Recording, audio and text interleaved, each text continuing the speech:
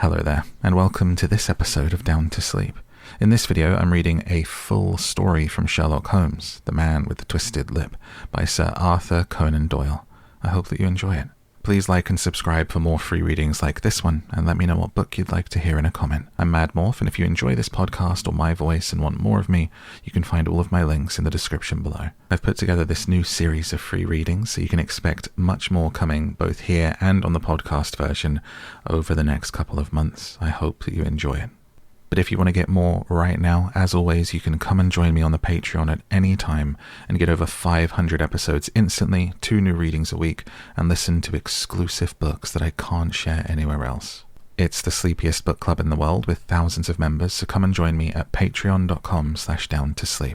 And in huge news, I've just opened the Down to Sleep shop, so if you don't want to pay monthly, you can just buy audiobooks by me and have them with you for the rest of your life. There's also meditations, affirmations, and even a roleplay where I'm your vampire boyfriend. You can find it all at downtosleeppodcast.com. The first 2 audiobooks available are Pride and Prejudice and The Secret Garden. And now, let's tuck you in. Take a nice deep breath for me. And let's get down to sleep. Sherlock Holmes, The Man with the Twisted Lip, by Sir Arthur Conan Doyle. Isa Whitney, brother of the late Elias Whitney, D.D., principal of the Theological College of St. George's, was much addicted to opium. The habit grew upon him, as I understand, from some foolish freak when he was at college. For having read De Quincey's description of his dreams and sensations, he had drenched his tobacco with laudanum in an attempt to produce the same effects. He found, as so many more have done, that the practice is easier to attain than to get rid of, and for many years he continued to be a slave to the drug, an object of mingled horror and pity to his friends and relatives. I can see him now, with yellow, pasty face, drooping lids and pinpoint pupils, all huddled in a chair, the wreck and ruin of a noble man. One night, it was June, 89, there came a ring to my bell, about the hour when a man gives his first yawn and glances at the clock. I sat up in my chair, and my wife laid her needlework down in her lap and made a little face of disappointment. "A patient," said she. "You'll have to go out." I groaned, for I was newly come back from a weary day. We heard the door open, a few hurried words, and then quick steps upon the linoleum. Our own door flew open, and a lady clad in some dark-coloured stuff with a black veil entered the room. "You will excuse my calling so late," she began, and then suddenly losing her self-control, she ran forward, threw her arms about my wife's neck, and sobbed upon her shoulder. "Oh, I'm in such trouble," she cried. "I do so want a little help." "Why," said my wife, pulling up her veil, "it is Kate Whitney. How you startled me, Kate. I had not an idea who you were when you came in." "I didn't know what to do, so I came straight to you." That was always the way. Folk who were in grief came to my wife like birds to a lighthouse. "It was very sweet of you to come. Now you must have some wine and water and sit here comfortably and tell us all about it. Or should you rather that I sent James off to bed?" "Oh, no, I want the doctor's advice and help too. It's about Isa. He's not been home for 2 days. I'm frightened about him." It was not the first time she had spoken to us of her husband's trouble. To me as a doctor, to my wife as an old friend and school companion. We soothed and comforted her by such words as we could find. Did she know where her husband was? Was it possible that we could bring him back to her? It seems that it was. She had the surest information that of late he had, when the fit was on him, made use of an opium den in the farthest east of the city. Hitherto his binges had always been confined to one day, and he had come back twitching and shattered in the evening. But now the spell had been upon him 48 hours, and he lay there, doubtless among the dregs of the docks, breathing in the poison or sleeping off the effects. There he was to be found, she was sure of it, at the Bar of Gold in Upper Swandam Lane. But what was she to do? How could she, a young and timid woman, make her way into such a place and pluck her husband out from among the ruffians who surrounded him? There was the case, and of course there was but one way out of it. Might I not escort her to this place? And then, as a second thought, why should she come at all? I was Isa Whitney's medical adviser, and as such I had influence over him. I could manage it better if I were alone. I promised her on my word that I would send him home in a cab within 2 hours if he were indeed at the address she had given me. And so, in 10 minutes, I had left my armchair and cheery sitting-room behind me, and was speeding eastward in a hansom on a strange errand, as it seemed to me at the time, though the future only could show how strange it was to be. But there was no great difficulty in the first stage of my adventure. Upper Swandam Lane is a vile alley lurking behind the high wharves which lie in the north side of the river to the east of London Bridge. Between a slop shop and a gin shop, approached by a steep flight of steps leading down to a black gap like the mouth of a cave, I found the den of which I was in search. Ordering my cab to wait, I passed down the steps, worn hollow in the centre by the ceaseless tread of drunken feet, and by the light of a flickering oil lamp above the door. I found the latch and made my way into a long, low room, thick and heavy with the brown opium smoke and terraced with wooden berths like the forecastle of an emigrant ship. Through the gloom, one could dimly catch a glimpse of bodies lying in strange, fantastic poses, bowed shoulders and bent knees, heads thrown back and chins pointing upward, with here and there a dark, lacklustre eye turned upon the newcomer. Out of the black shadows there glimmered little red circles of light, now bright, now faint, as the burning poison waxed or waned in the bowls of the metal pipes. The most lay silent, but some muttered to themselves, and others talked together in strange, low, monotonous voice, their conversation coming in gushes and suddenly tailing off into silence, each mumbling his own thoughts and paying little heed to the words of his neighbour. At the farther end was a small brazier of burning charcoal, beside which, on a 3-legged wooden stool, there sat a tall, thin old man, with his jaw resting upon his 2 fists and his elbows upon his knees, staring into the fire. As I entered, a sallow Malay attendant had hurried up with a pipe for me and a supply of the drug, beckoning me to an empty berth. "Thank you, I've not come to stay," said I. "There is a friend of mine here, Mr. Isa Whitney, and I wish to speak with him." There was a movement and an exclamation from my right, and peering through the gloom I saw Whitney, pale, haggard, and unkempt, staring out at me. "My God, it's Watson," said he. He was in a pitiable state of reaction, with every nerve in a twitter. "I say, Watson, what o'clock is it?" "Nearly 11. "Of what day?" "Of Friday, June 19th. "Good heavens, I thought it was Wednesday." "It is Wednesday. What do you want to frighten a chap for?" He sank his face onto his arms and began to sob in a high treble key.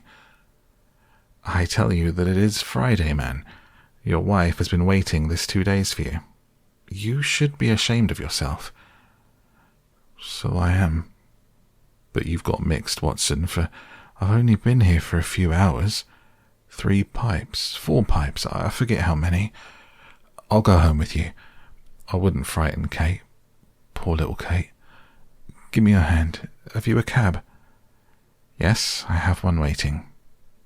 "Then I shall go in it. But I must owe something.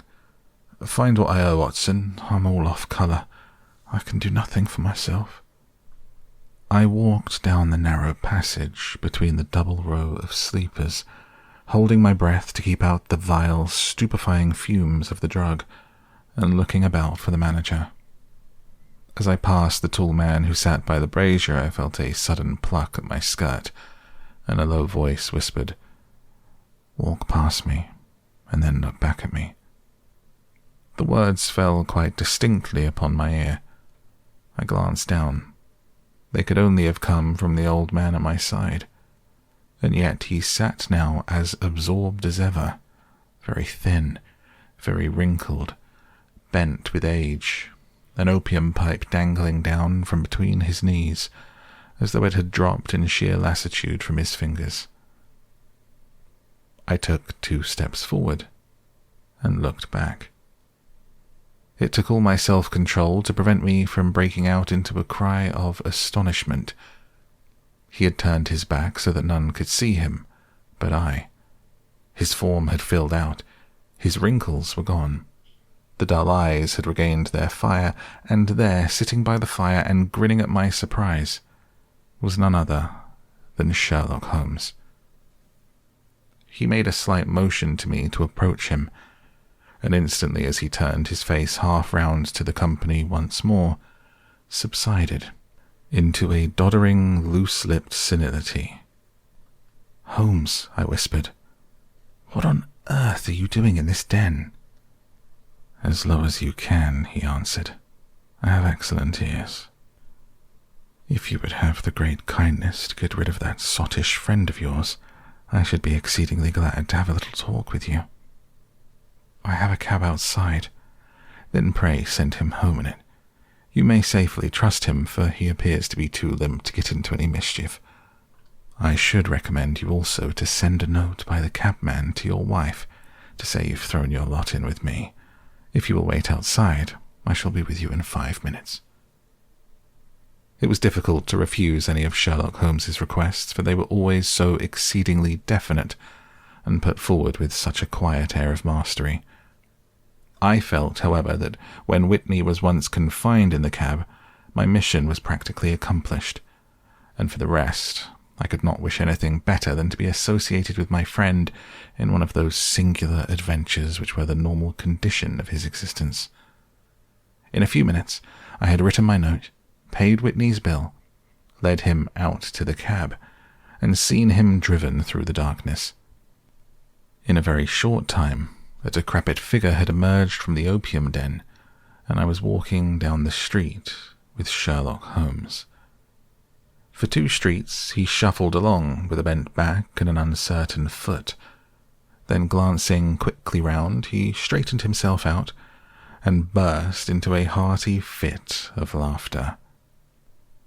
"I suppose, Watson," said he, "that you imagine that I've added opium to injections, and all the other little weaknesses on which you've favoured me with your medical views. I was certainly surprised to find you there, but not more so than I to find you. I came to find a friend, and I to find an enemy.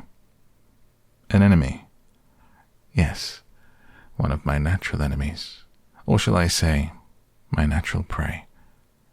Briefly, Watson, I am in the midst of a very remarkable inquiry, and I have hoped to find a clue in the incoherent ramblings of these sots, as I have done before now.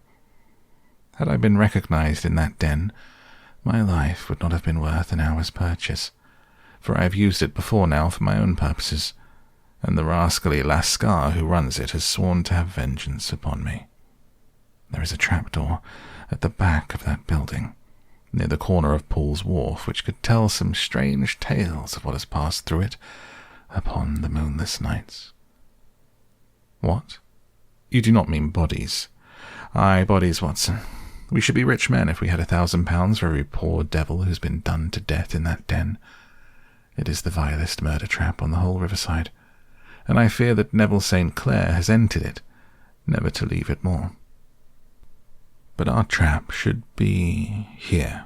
He put his 2 forefingers between his teeth and whistled shrilly, a signal which was answered by a similar whistle from the distance, followed shortly by the rattle of wheels and the clink of horses' hoofs.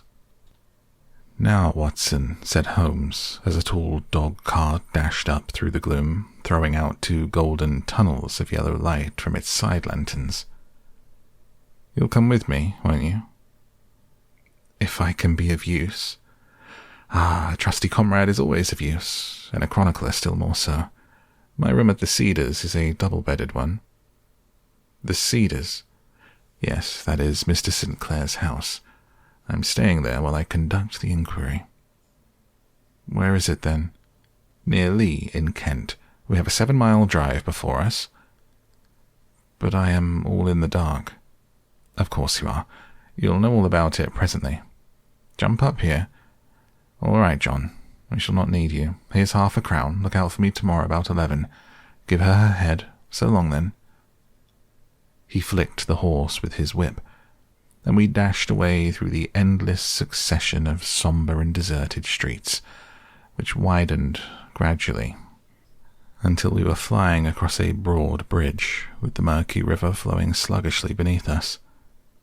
Beyond lay another dull wilderness of bricks and mortar, its silence broken only by the heavy, regular footfall of the policeman, or the songs and shouts of some belated party of revellers. A dull wrack was drifting slowly across the sky, and a star or two twinkled dimly here and there through the rifts of the clouds. Holmes drove in silence, with his head sunk upon his breast and the air of a man who is lost in thought, while I sat beside him, curious to learn what this new quest might be, which seemed to tax his powers so sorely, and yet afraid to break in upon the current of his thoughts. We had driven several miles and were beginning to get to the fringe of the belt of suburban villas, when he shook himself, shrugged his shoulders, and lit up his pipe with the air of a man who has satisfied himself that he is acting for the best. "You have a grand gift of silence, Watson," said he. "It makes you quite invaluable as a companion. Upon my word, it is a great thing for me to have someone to talk to, for my own thoughts are not over-pleasant. I was wondering what I should say to this dear little woman tonight when she meets me at the door." "You forget that I know nothing about it." "I shall just have time to tell you the facts of the case before we get to Lee. It seems absurdly simple, and yet somehow I can get nothing to go upon. There's plenty of thread, no doubt, but I can't quite get the end of it into my hand. Now, I'll state the case clearly and concisely to you, Watson, and maybe you can see a spark where all is dark to me." "Proceed, then." Some years ago, to be definite, in May 1884, there came to Lee a gentleman, Neville St. Clair by name, who appeared to have plenty of money. He took a large villa, laid out the grounds very nicely, and lived generally in good style. By degrees he made friends in the neighbourhood, and in 1887 he married the daughter of a local brewer, by whom he now has 2 children. He had no occupation, but was interested in several companies and went into town as a rule in the morning, returning by the 5:14 from Cannon Street every night. Mr. St. Clair is now 37 years of age, is a man of temperate habits, a good husband, a very affectionate father, and a man who is popular with all who know him. I may add that his whole debts at the present moment, as far as have been able to ascertain, amount to £88, while he has 220 standing to his credit in the Capital and Counties Bank. There is no reason, therefore, to think that money troubles have been weighing upon his mind. Last Monday, Mr. Neville St. Clair went into town rather earlier than usual, remarking before he started that he had 2 important commissions to perform, that he would bring his little boy home a box of bricks. Now, by the merest chance, his wife received a telegram upon this same Monday, very shortly after his departure, to the effect that a small parcel of considerable value, which she had been expecting, was waiting for her at the offices of the Aberdeen Shipping Company. Now, If you are well up in your London, you'll know that the office of the company is in Fresno Street, which branches out of Upper Swandam Lane, where you found me tonight. Mrs. Sinclair had her lunch, started for the city, did some shopping, proceeded to the company's office, got her packet, and found herself at exactly 4:35, walking through Swandam Lane on her way back to the station. Have you followed me so far? It is very clear. If you remember, Monday was an exceedingly hot day, and Mrs. Sinclair walked slowly, glancing about in the hopes of seeing a cab, as she did not like the neighbourhood in which she found herself.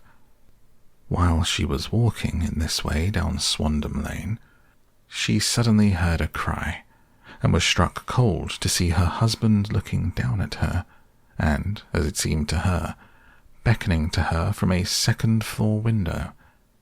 The window was open, and she distinctly saw his face, which she describes as being terribly agitated. He waved his hands frantically to her.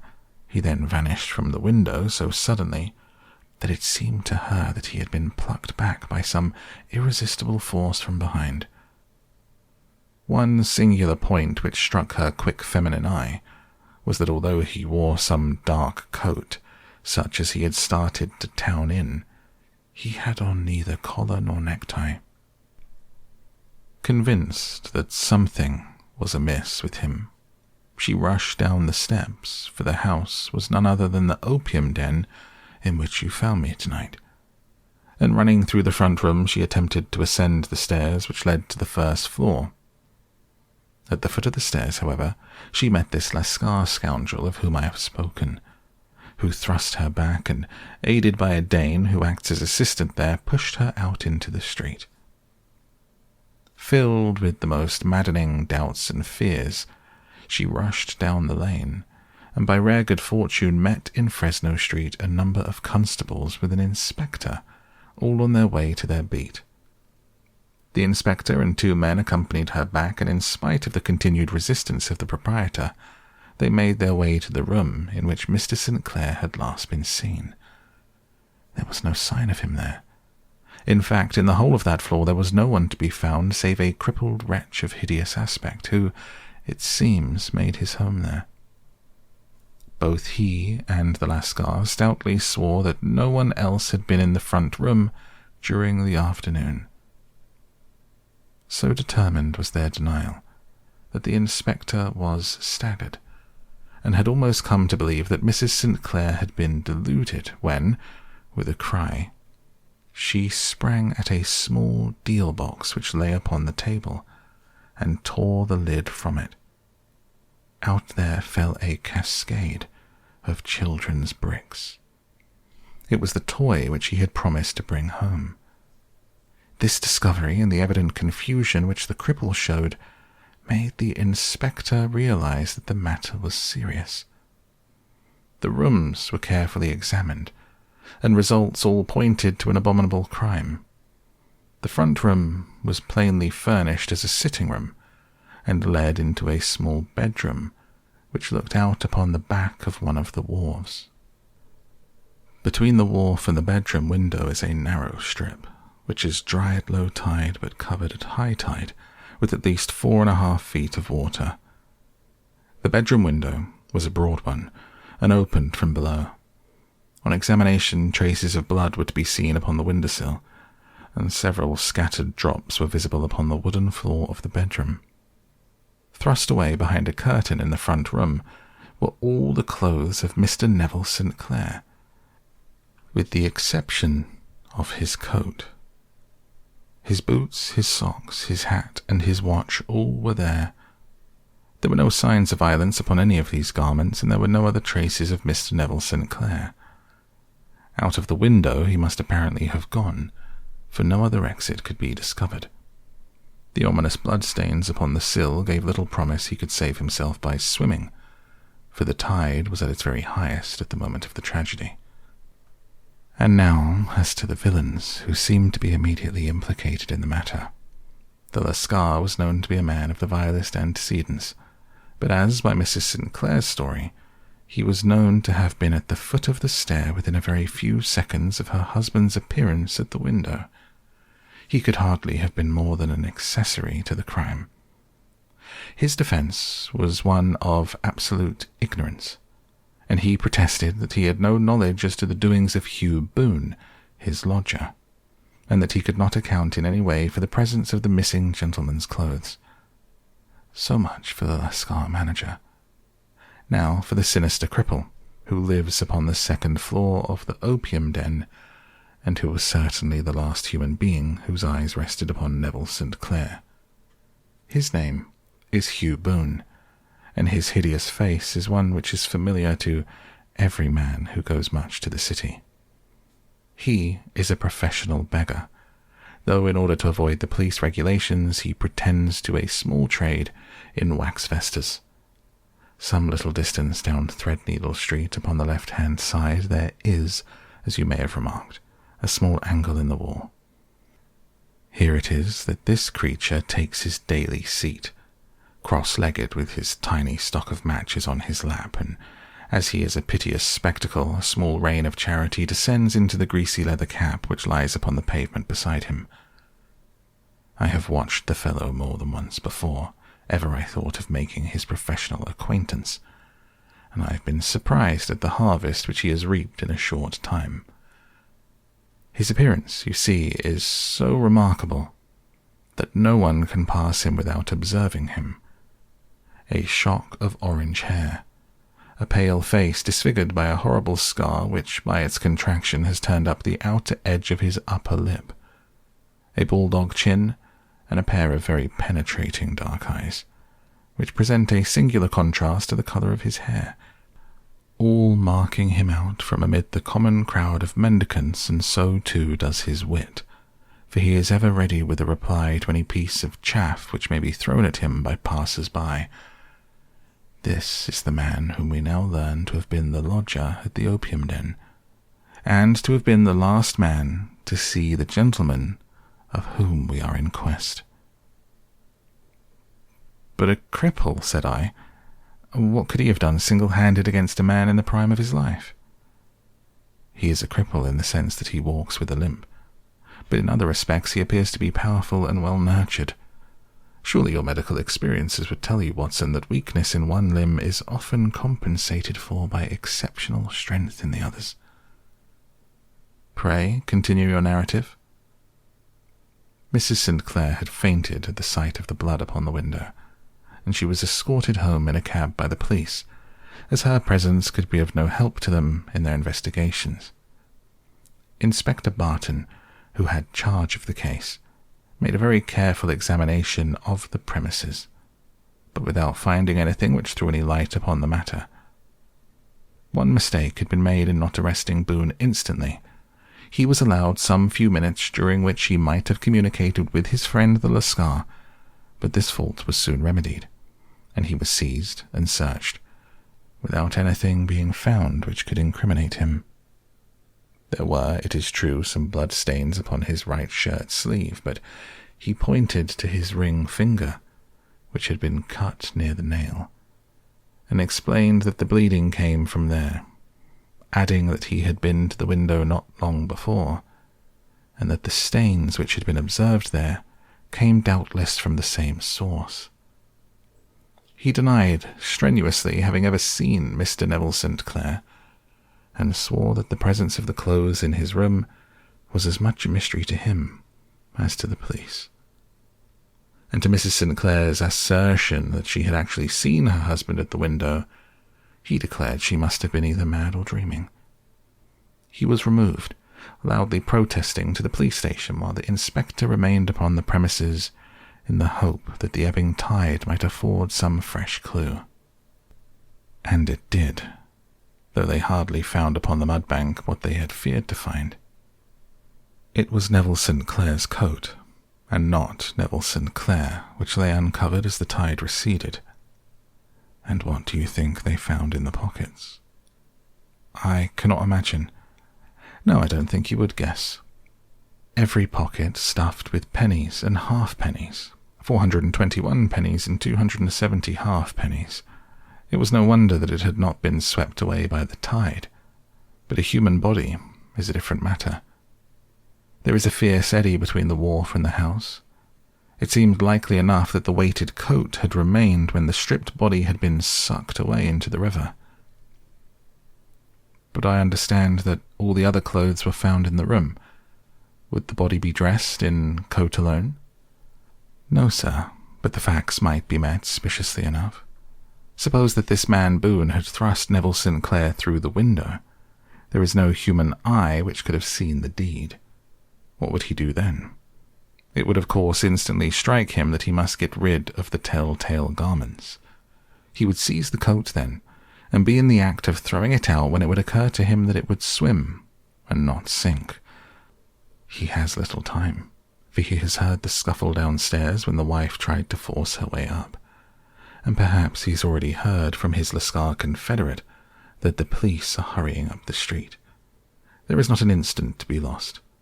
He rushes to some secret hoard where he has accumulated the fruits of his beggary, and he stuffs all the coins upon which he can lay his hands into the pockets to make sure of the coat's sinking. He throws it out, and would have done the same with the other garments had not he heard the rush of steps below, and only just had time to close the window when the police appeared. It certainly sounds feasible. Well, we will take it as a working hypothesis for want of a better. Boone, as I have told you, was arrested and taken to the station, but it could not be shown that there had ever before been anything against him. He had for years been known as a professional beggar, but his life appeared to have been a very quiet and innocent one. There the matter stands at present, and the questions which have to be solved. What Neville Sinclair was doing in the opium den? What happened to him when he was there? Where is he now? And what Hugh Boone had to do with his disappearance are all as far from a solution as ever. I confess that I cannot recall any case within my experience which looked at the first glance so simple, and yet which presented such difficulties.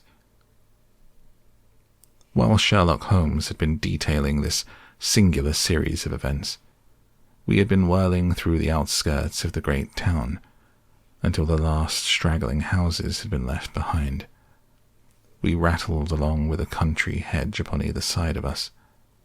Just as he finished, however, we drove through 2 scattered villages, where a few lights still glimmered in the windows. "We are on the outskirts of Lee," said my companion. "We have touched on 3 English counties in our short drive, starting in Middlesex, passing over an angle of Surrey, and ending in Kent. See that light among the trees?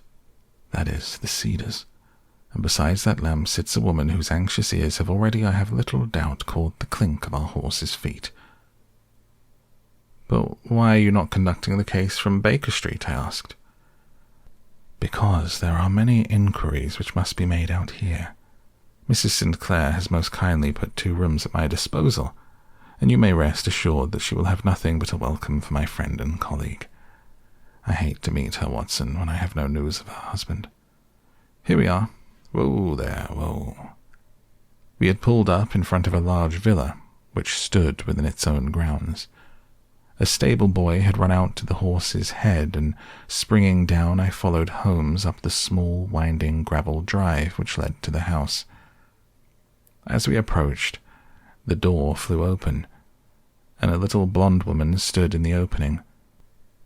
She stood with her figure outlined against the flood of light, one hand upon the door, one half raised in her eagerness, her body slightly bent, her head and face protruded, with eager eyes and parted lips a standing question. "Well?" she cried. "Well?" And then, seeing that there were 2 of us, she gave a cry of hope which sank into a groan as she saw that my companion shook his head and shrugged his shoulders. "No good news?"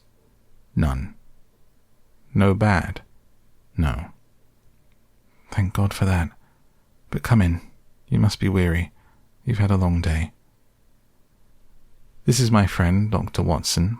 He's been of most vital use to me in several of my cases, and A lucky chance has made it possible for me to bring him out and associate him with this investigation." "I'm delighted to see you," said she, pressing my hand warmly. "You will, I'm sure, forgive anything that may be wanting in our arrangements, when you consider the blow which has come so suddenly upon us." "My dear madam," said I am an old campaigner, and if I were not, I can very well see that no apology is needed.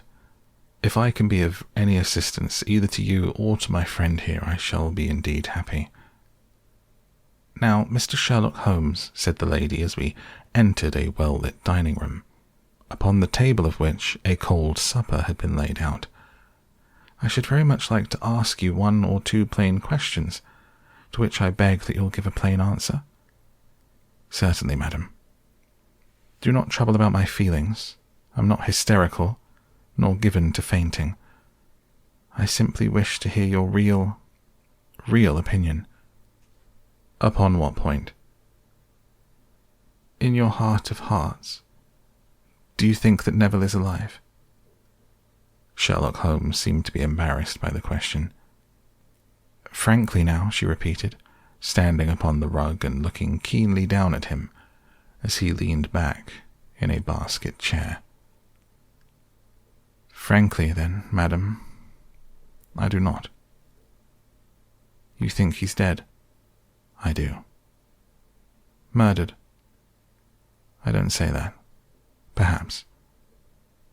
"And on what day did he meet his death?" "On Monday." "Then perhaps, Mr. Holmes, you'll be good enough to explain how it is that I've received a letter from him today."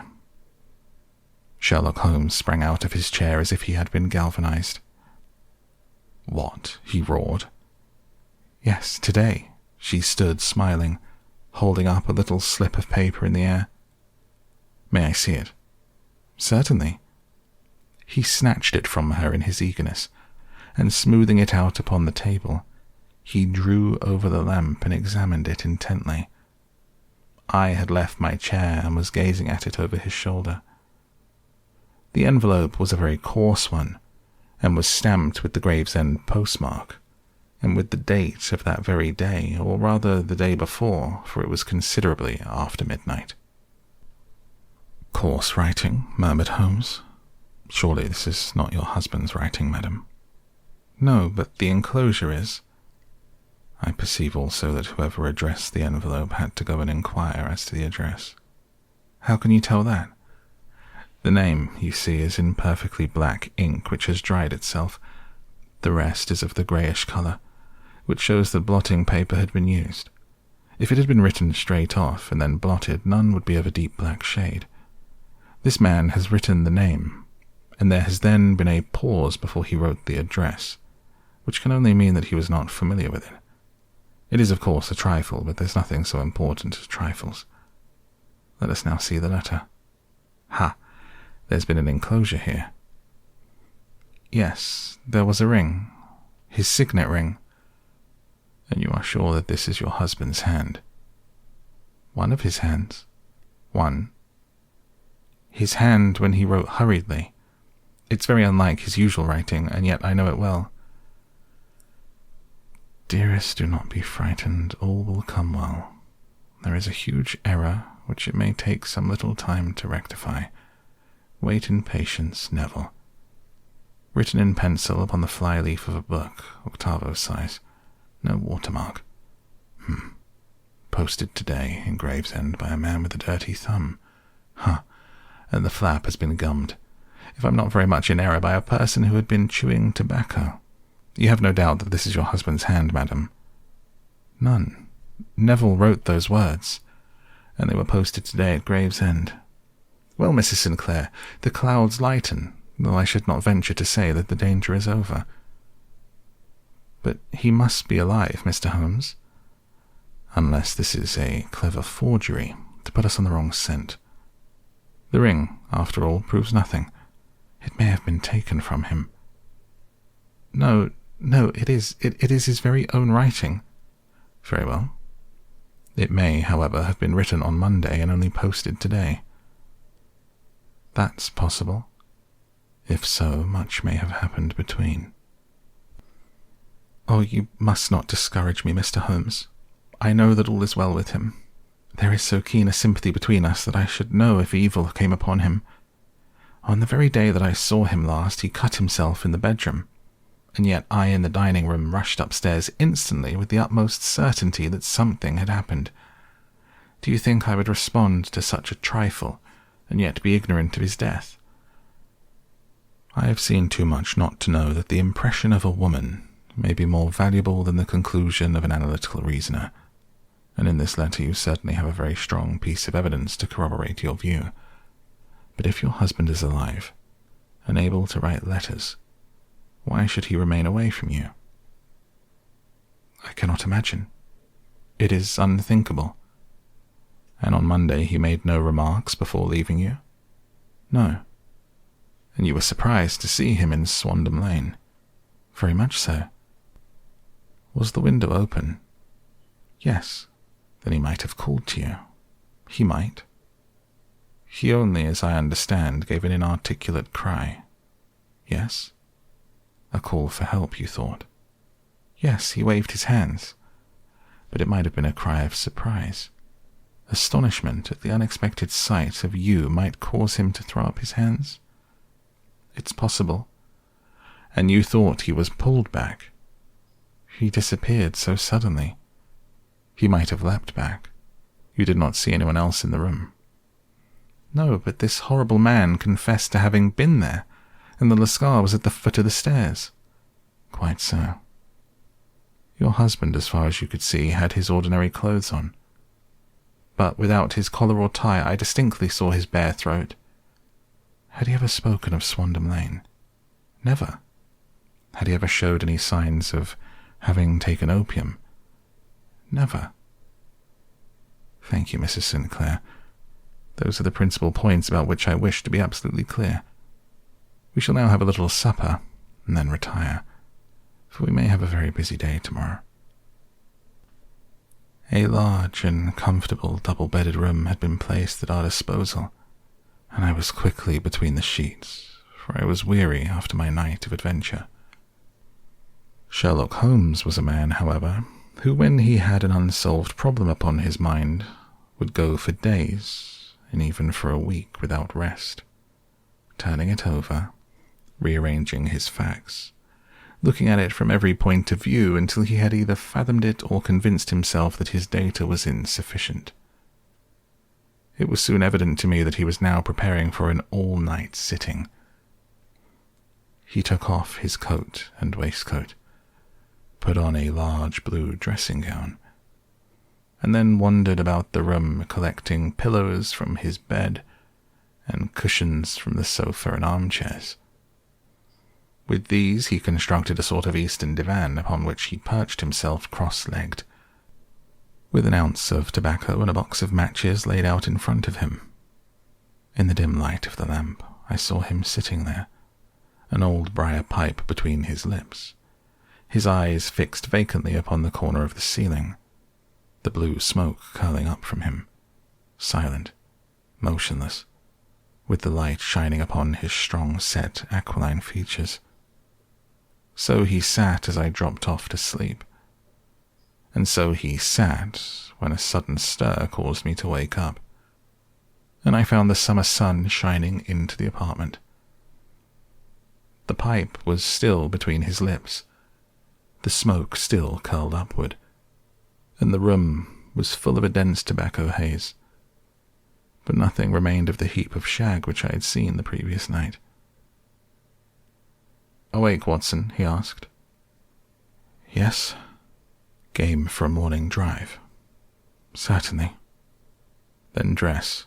No one is stirring yet, but I know where the stable boy sleeps, and we shall soon have the trap out." He chuckled to himself as he spoke. His eyes twinkled, and he seemed a different man to the sombre thinker of the previous night. As I dressed, I glanced at my watch. It was no wonder that no one was stirring. It was 25 minutes past 4. I had hardly finished when Holmes returned with the news that the boy was putting in the horse. "I want to test a little theory of mine," said he, pulling on his boots. "I think, Watson, that you are now standing in the presence of one of the most absolute fools in Europe.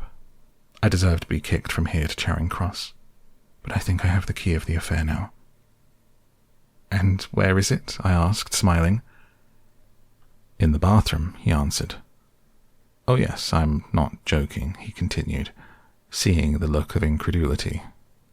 "I have just been there, and I've taken it out, and I've got it in this Gladstone bag. Come on, my boy, we shall see whether it shall fit the lock." We made our way downstairs as quietly as possible, and out into the bright morning sunshine. In the road stood our horse and trap, with the half-clad stable boy waiting at the head. We both sprang in, and away we dashed down the London road. A few country carts were stirring, bearing in vegetables to the metropolis, but the lines of villas on either side were as silent and as lifeless as some city in a dream. "It has been in some points a singular case," said Holmes, flicking the horse on into a gallop. "I confess that I have been as blind as a mole, but it is better to learn wisdom late than never to learn it at all." In town, the earliest risers were just beginning to look sleepily from their windows as we drove through the streets of the Surrey side. Passing down the Waterloo Bridge Road, we crossed over the river, and dashing up Wellington Street, wheeled sharply to the right, and found ourselves in Bow Street. Sherlock Holmes was well known to the force, and the two constables at the door saluted him. One of them held the horse's head, while the other led us in. "Who is on duty?" asked Holmes. "Inspector Bradstreet, sir." "Ah, Bradstreet, how are you?" A tall, stout official had come down the stone-flagged passage in a peaked cap and frogged jacket. "I wish to have a quiet word with you, Bradstreet." "Certainly, Mr. Holmes. Step into my room here." It was a small office-like room, with a huge ledger upon the table, and a telephone projecting from the wall. The inspector sat down at his desk. "What can I do for you, Mr. Holmes?" "I called about that beggarman, Boone, the one who was charged with being concerned in the disappearance of Mr. Neville St. Clair of Lee." "Yes, he was brought up and remanded for further inquiries." "So I heard." "You have him here?" "In the cells." "Is he quiet?" "Oh, he gives no trouble, but he's a dirty scoundrel." "Dirty?" "Yes, it is all we can do to make him wash his hands. His face is as black as a tinker's. Well, when once his case has been settled, he'll have a regular prison bath, and I think if you saw him, you'd agree with me he needed it." "I should like to see him very much." "Would you? That's easily done. Come this way. You can leave your bag." "No, I think I'll take it."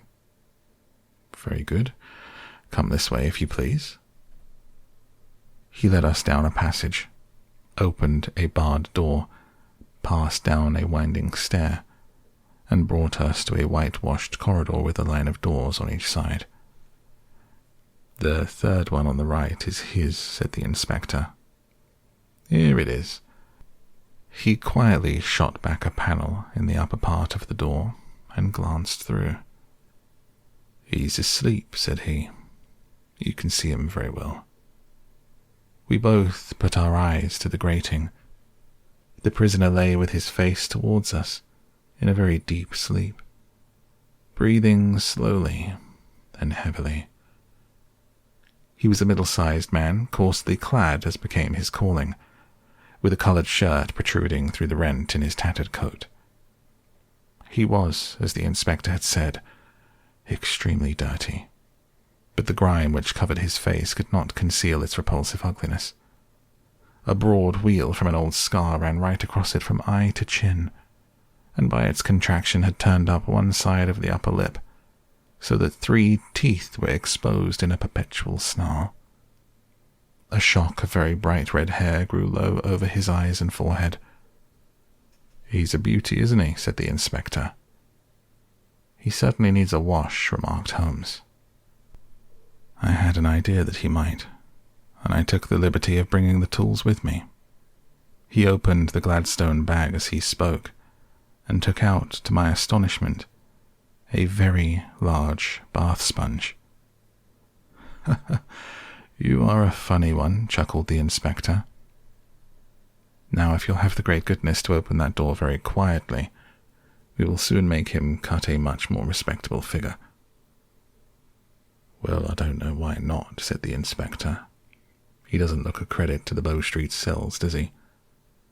He slipped his key into the lock, and we all very quietly entered the cell. The sleeper half turned and then settled down once more into a deep slumber. Holmes stooped to the water jug, moistened his sponge, and then rubbed it twice vigorously across and down the prisoner's face. "Let me introduce you," he shouted, "to Mr. Neville St. Clair of Lee, in the county of Kent." Never in my life have I seen such a sight. The man's face peeled off under the sponge like the bark from a tree. Gone was the coarse brown tint. Gone, too, was the horrid scar which had seamed it across, and the twisted lip which had given the repulsive sneer to his face. A twitch brought away the tangled red hair. And there, sitting up in his bed, was a pale, sad-faced, refined-looking man, black-haired, smooth-skinned, rubbing his eyes and staring about him with sleepy bewilderment.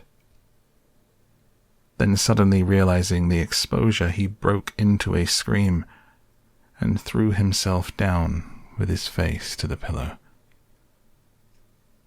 "Great heavens!" cried the inspector.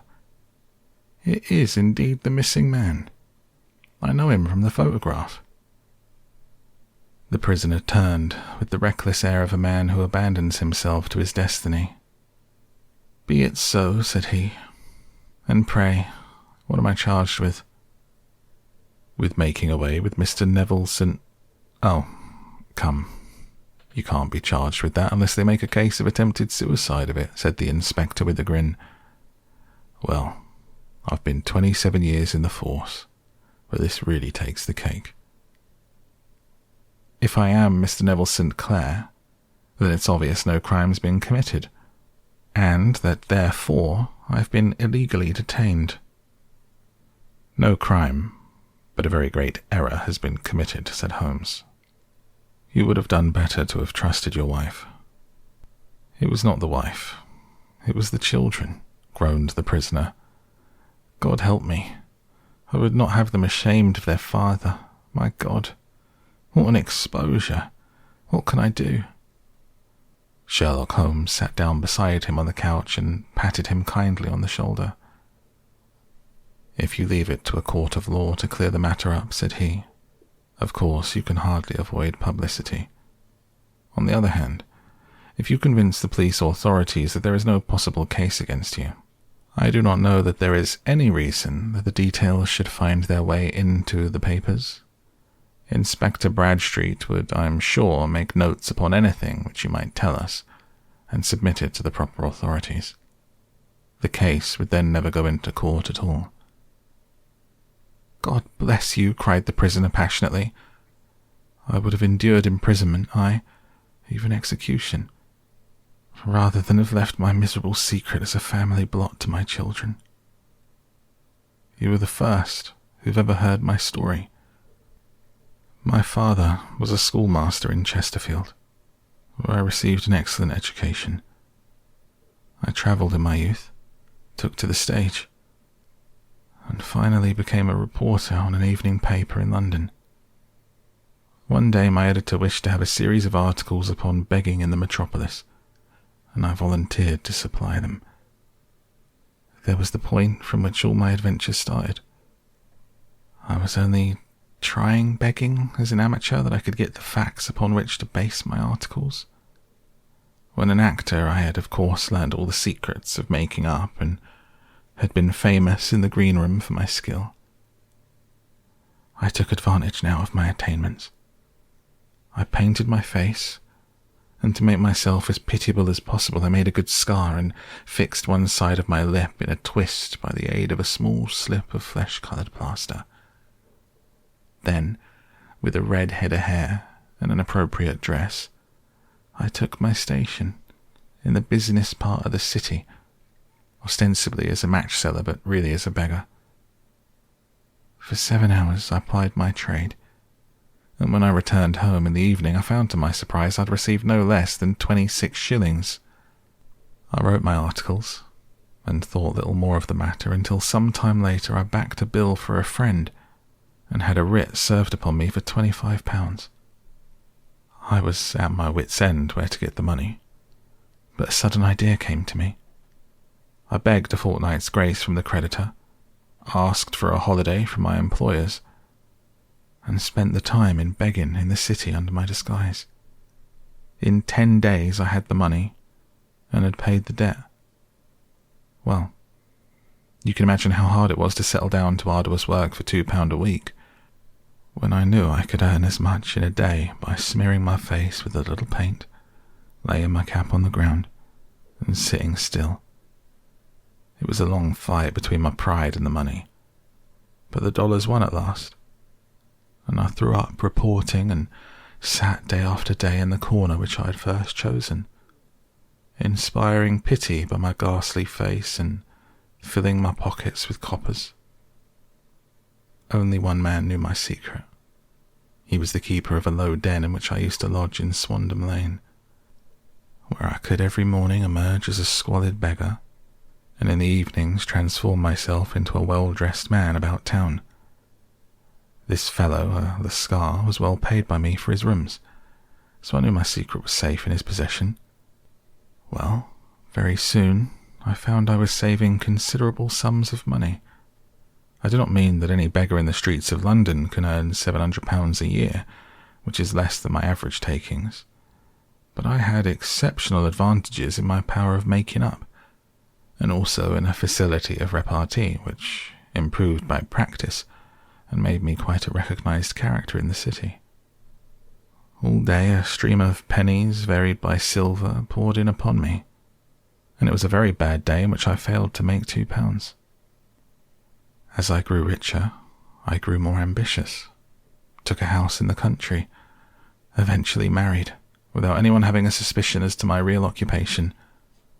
My dear wife knew that I had business in the city, she little knew what. Last Monday, I had finished for the day, and was dressing in my room above the opium den, when I looked out of my window and saw to my horror and astonishment that my wife was standing in the street, with her eyes fixed full upon me. I gave a cry of surprise, threw up my arms to cover my face, and, rushing to my confidant, entreated him to prevent anyone from coming up to me. I heard her voice downstairs, but I knew that she could not ascend. Swiftly I threw off my clothes, pulled on those of a beggar, and put on my pigments and wig. Even a wife's eyes could not pierce so complete a disguise. But then it occurred to me that there might be a search in the room, and that the clothes might betray me. I threw open the window, reopening by my violence a small cut which I inflicted upon myself in the bedroom that morning. Then I seized my coat, which was weighted by the coppers which I had just transferred to it from the leather bag in which I carried my takings. I hurled it out of the window, and it disappeared into the Thames. The other clothes would have followed, but at that moment there was a rush of constables up the stair, and a few minutes after I confess to my relief, that instead of being identified as Mr. Neville St. Clair, I was arrested as his murderer. I do not know that there is anything else for me to explain. I was determined to preserve my disguise as long as possible, and hence my preference for a dirty face. Knowing that my wife would be terribly anxious, I slipped off my ring and confided it to the Lascar at a moment when no constable was watching me, together with a hurried scrawl, telling her she had no cause to fear. "That note only reached her yesterday," said Holmes. "Good God, what a week she must have spent." "The police have watched this Lascar," said Inspector Bradstreet, "and I can quite understand that he might find it difficult to post a letter unobserved. Probably he handed it to some sailor customer of his, and he forgot all about it for some days. That was it, said Holmes, nodding approvingly. I have no doubt of it. But have you never been prosecuted for begging? Many times, but what was a fine to me? It must stop here, however, said Bradstreet. If the police are to hush this thing up, there must be no more of Hugh Boone. I have sworn it by the most solemn oaths which a man can take. In that case, I think it's probable that no further steps may be taken. But if you are found again, then all must come out. I'm sure, Mr. Holmes, that we're very much indebted to you for having cleared the matter up. I wish I knew how you reach your results. I reached for this one, said my friend, by sitting upon 5 pillows and consuming an ounce of shag. I think, Watson, if we drive to Baker Street, we shall just be in time for breakfast. And that is where we close the book tonight, on the adventures of Sherlock Holmes, as that is the end of the story of the man with the twisted lip. What did you think of that one? At what point did you see it coming that he was the man and the beggar one and the same? I think it came to me a little bit before the end, but I still thoroughly enjoyed the reading. It felt like a sort of fun, kind of sillier romp, and the fact that there really wasn't a sort of serious crime committed, I found it to be quite a fun read, and Sherlock Holmes's dialogue, as ever, reads very, very well. I could see us returning for more adventures with Sherlock Holmes in the future. Of course, if you would like to see more, maybe let me know in a comment on this post on the Patreon, and that shall be taken into consideration. We'll return with another mystery reading next week and all of our rotation in the meantime, but until then, thank you and good night.